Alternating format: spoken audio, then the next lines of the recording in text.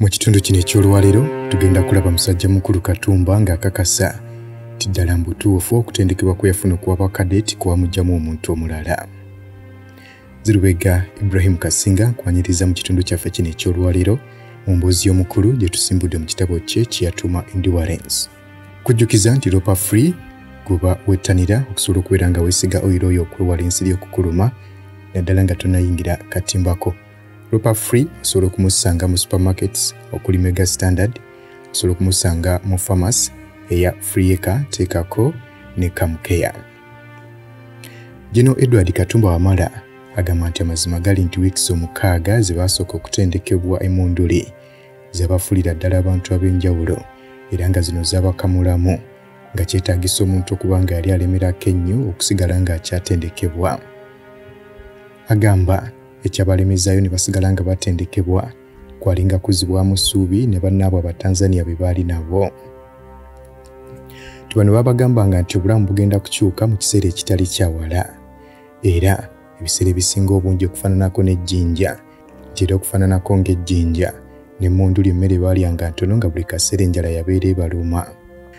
Kino kyaleetera bakadeeti okufuna engeri endala gye bafunamu ebyokulya nga basomesa baabwe tebategedde kubabonereza. Oluvannyuma lw'ekyemisana bano babasindikanga okulinnya akasozi akali okumpi awo ne koleji era nga akasozi kano ke kayitibwa Negongo nti oluusi baali bakayita squash olw'ekyokunywa ekyali kimanyikiddwa ennyo mu ggwanga erya Tanzania era nga bwe bamala okulya babategeeza nti bagenda kufuna squash nga kwe kudduka okulinnya akasozi aka Negongo. Gino Edward Katumba Wamala agamba nti amazima gali nti ebintu bingi nnyo bitayinza kwerabirwa mu kooseni y'obwakadeeti naye ate ekisinga okujjukirwa ye physical training bagiyita PT. Ono baamukeranga ku makya ssaawa 11 nga bambuka ebisenge teekako n'emiguwa gye bawalampanga n'ebirala. Nti olwo baamalirizanga ku ssaawa 11 ez'olweggulo ne bagenda okufunamu ekyokulya ekitonotono. Olwo ne babalagira ate okwolekera gye babatendekeranga ku kasozi akasinga obuwanvu akayitibwa La Shining. Bano bwe baamalirizanga ku ssaawa 11 ez'olweggulo bafunangamu okulya okutonotono ne babalagira ate okwolekera ku kasozi akasinga obuwanvu gye babatendekeranga. Tobula kuno kwabeeranga kusaaga olw'ensonga nti ne ba-instructor bonna baali bakiraba nti abakulu bano bakoowa ebitagambika. Bano baabasongerangayo ne bategeeza nti boolekereeyo naye balina okudda ku ssaawa 1 ez'olweggulo oba si ky'empologoma zijja kubaliirayo. Bano bwe batyo batandika olugendo lwabwe era mu ddakiika ntono nnyo baali batandise okudduka buli omu ng'ayagala ayise munne. Waggulu ku kasozi baasangayo Platoon Commander Lieutenant Kijoy eyali ataddeko akamwenyumwenyu era olwatunuulira musajja mukulu Katumba ng'agezaako okwewalula okutuuka waggulu ku kasozi n'amutegeeza nti olunaku lumu ajja kubeera nga ye. Kyokka Katumba muli yali alaba ng'ekyo tekisobokerako ddala weewawo yali mukyamu kubanga bagenda okumaliriza koosi eno nga mukwano gwasinga ye musajja mukulu ono Kijoy. Era oluvannyuma lw'emyaka mingi nga giyiseewo bano baasisinkana nga musajja mukulu Lieutenant Kijoy yakulira amagye g'oku ttaka ag'eggwanga erya Tanzania ate nga Katumba Wamala yakulira eggye ly'eggwanga erya Uganda erya Uganda People's Defence Forces. Gino Katumba agamba nti pulogulaamu yaabwe eya buli lunaku yatandikanga ku makya nga badduka kilomita ezitaka wansi wa 3 olwo nga bazzaako parade eyabeeranga ekubirizibwa Platoon Sergeant eyabeeranga non-commissioned officer. Nga non-commissioned officer mwabeerangamu b'ofiisa bano wammanga omwabeera abali ku ddala lya Lance Corporal, Sergeant oba Warrant Officer. Ono yatandikanga nakukebera bisenge byabwe obanga biyonjo obanga era biri mu mbeera ennungi gye biteekeddwa okubeeramu. Kye yazzaako okukola kwe kwetegereza engatto z'abakulu bano obanga ddala mbutuufu zimasamasa ng'asobola okwerabira mu feesi ye era gwe baasanganga ng'engatto ye si nkyamufu oyo yabeeranga waakubonerezebwa ebitagambika. Olwo bano bazzangako okuwoominga era nga kigambibwa nti omuntu yali alina okudduka sipiidi efaananako eya pikipiki ate ng'alina okuyimirira mbagirawo singa ekiragiro kibeera kiyisiddwa. Nti ensobi ntono nnyo ey'okutunula ku mukono ogwa ddyo ng'omuntu alina kutunula ku mukono gwa kkono yabakubyanga emigere teekako n'engwala.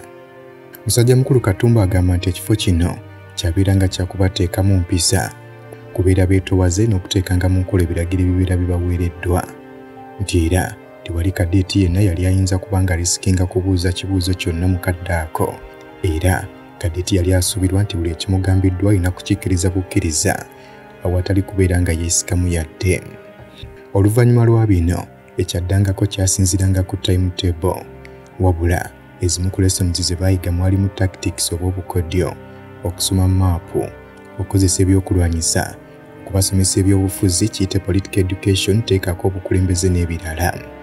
Gino Katumba agamba yadde nga baatula mu bibiina ne bakola notisi naye amazima gali nti wiiki omukaaga ezaasooka bye baawandiika byali tebiriiyo kuba olwayingiranga mu kibiina nga batandika kusumagira olw'obukoowu bwe baabeeranga nabo.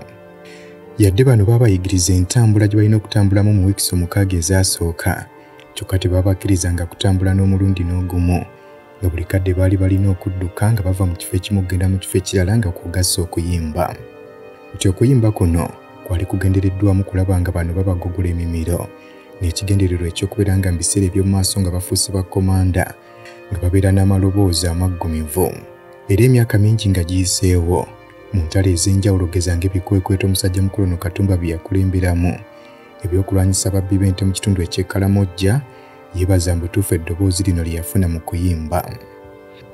Nti mu masomo ag'enjawulo ge baafuna gaabeerangamu okusoomoozebwa naddala mu tactics, teekako n'okusoma maapu. Nti mu kusoma maapu omuntu yabeeranga alina okukozesa obwangu okumanya ekifo ekibeera kimulagiddwa olw'ensonga nti omuntu bwe yalwangawo okubeera ng'amanya ekifo ekiba kyogeddwako oluusi kyamuleeteranga okusobola okufuna ebyokulya nti kuba ebiseera ebisinga obungi ebifo ebyo bye byabeerangamu emmere bye baabeeranga babagambye okunoonya ku maapu. Bano era baali balina exercise eyitibwa Mwoyongo ng'exercise eno yali egendereddwamu kubazimba mitima gyabwe nga migumu. Weewale okulumwa ensiri nga tonnaba kwebaka mu katimbako ng'okozesa Ropa Free Mosquito Oil Repellent. Ojja kumusanga mu pharmacies nga Friaka ewandegeya, Spring ne Kamkeya ku Wilson Road ne Mega Supermarkets opposite Old Tax Park ne Garden City. Okumanya ebisingawo ita ku noti 772 421 235 ne noti 7 noti 2 421 235 oba ku www.ropafree.com. Bismillahirrahmanirrahim. Assalamu alaikum wa rahmatullahi wa barakatuhu. Nze Haji Kaboggoza omusomi w'edduwa ntereeza ensonga z'amaka ebyenfuna n'endwadde ezitategeerekeka. Haji Kaboggoza omusomi w'edduwa nsiŋŋaanibwa Ekitigoma ku Lwejjinja. Bw'obanga otuuse Ekitigoma mu ttawuni ku siteegi osobola okuba ku nnamba z'essimu ezo z'olaba zitambula. Gwe wenna ali ewala oyinza okuyita ku mukutu gwaffe ogwa WhatsApp ku layini eyo eya MTN obudde bwonna. Ng'exercise eno yali egendereddwamu kubazimba mitima gyabwe nga migumu. Nti eno bali bagikolera essaawa 48 nga tewali yadde okuwummulamu ng'ekigendererwa kyali kyakulaba nga basobola okulemerako okubateekamu enkolagana n'obukulembeze teekako ebintu ebirala. Mwoyongo yatandika nakuba nga badduka kilomita eziri mu 15 nga bonna bambadde ebikozesebwa mu lutalo nga bakomekereza ku ssaawa 12. Ekyo bwe baakimalanga nga babalagira okuteekawo defense we bagenda okusula. Olwo baafunanga ekyeggulo ekyali ekitonotono ekyaddangako kwabeeranga kola patrol. Patrols zino zaakolebwanga ekibinja ekirimu abantu 12 ne 15 mu buwanvu bwa kilomita 7.8 okuva ku defense yaabwe. Olwo bano baabalagiranga okubeera nga bazimba defense we bagenda okumala obudde obw'ekiro. Nga bamaze okulya ekyeggulo bano baakolanga patrol era nga patrol eno yabeerangamu ekibinja ky'abantu 12 okutuuka ku 15. Era ng'ekibinja ekyagendanga ku patrol kyabeerangamu abantu abali wakati wa 12 ne 15 era nga bagikolanga mu distance eziri wakati wa 7.8 okuva ku defense yaabwe. Bano mu patrol yaabwe bali balina okuzuula awali omulabe. Omulabe yabeeranga gurupu y'abasomesa yabeeranga eteereddwawo wabula nga nabo baabeeranga bafuna enfa etali nnyangu kubeera nga babazuula. Okubazuula kyabatwaliranga essaawa eziri wakati w'essatu ku nnya olw'ensonga nti baatambulanga n'obwegendereza nga balina okuteekamu n'obukodyo. Nga bamaze okufuna omulabe baddanga mu kweyozaayoza era nga bateekateeka okuddayo bategeeze abasomesa baabwe mission nga bw'etambudde. Kyokka wakati mu kweyozaayoza omu ku bannabwe mu gurupu eno yatandikanga okukaaba ng'ategeeza banne ng'okugulu kwe bwe kumenyese. Nti ono yategeezanga okugulu kwe bwe kumenyese nnyo nga tasobola na kutambula nga babeera balina kumusitula. Ebiseera ebisinga obungi eyabeeranga n'ekizibu kino ye munnaabwe yabeeranga abasinga okuzitowa. Nti bino byabeeranga biteekeddwa wakati w'omuntu ono eyeerwaza teekako n'abasomesa nga bannaabwe abalala tebamanyi. Omulwadde ono okumusitula okumuzaayo mu nkambi kyabeeranga kibeetaagisa okubeera abagumiikiriza teekako n'okukolera awamu. Olw'ensonga nti singa baddanga mu kuwakana obudde bwali badde nga bubayitako. Nti kyokka amazima gali nti yadde nga bano baateekangamu enkolagana obwangu bwe baali badde bakozesa okuddayo ku nkambi zaabeeranga ssaawa 12 ez'okumakya. Nti olwatuukanga bano babawanga ekyenkya ne babalagira ate okugenda ku training endala. Nti olwo training eyaddako nayo yabeeranga mpanvu ddala ng'eva ku makya paka ssaawa 12 ez'olweggulo. Nti olwo bano baagendanga okutuuka ku defensive position yaabwe nga bakoowu nga kwotadde n'enjala okubaluma era ng'omu kyamubeereranga kizibu n'okugaaya nga kye baasinganga okwetaaga ky'ekikopo kya caayi. Oluvannyuma lwa caayi platoons oba groups zaabwe baaziragiranga okugenda okunona ebyokulwanyisa. Nti ebyokulwanyisa bino baabeeranga balina okubiggyayo babikomyewo ku nkambi ng'obudde tebunnaba kusaasaana.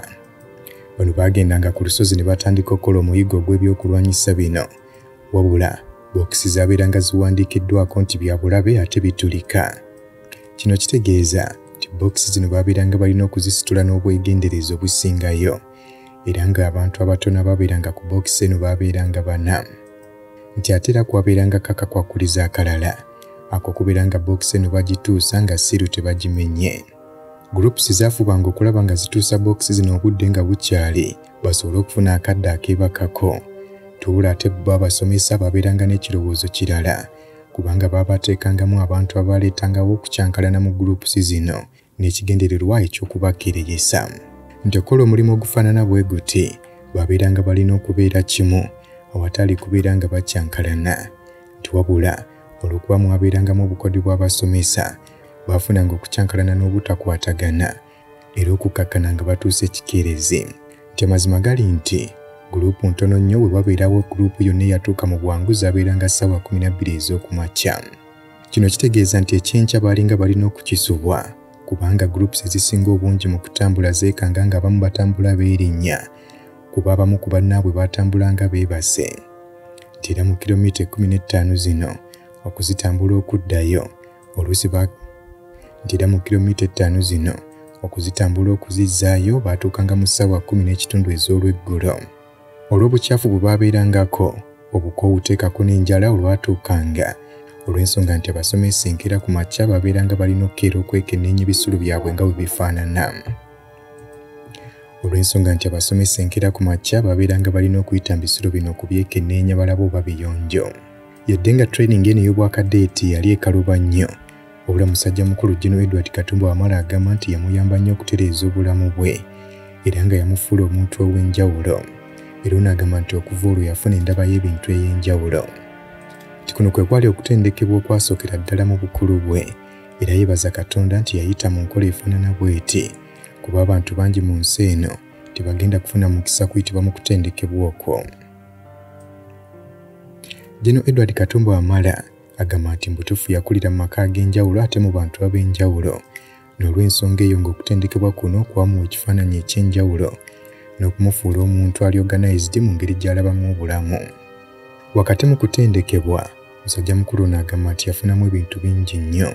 Omukulu ono agamba nti tayinza kubeera ng'akakasa nti buli kimu kyonna yakikolanga butuufu. Musajja mukulu ono agamba nti wabula akakasa tayinza kwefuula nti buli kimu kyonna yakikolanga butuufu nga tafunye kusoomoozebwa. Musajja mukulu ono agamba nti akaseera kaatuuka n'atendewalirwa wabula yaddamu n'afuna omuntu omupya mu ye eyatandika okubeera ng'awuliriza banne eyeetondera banne teekako n'okubeebaza.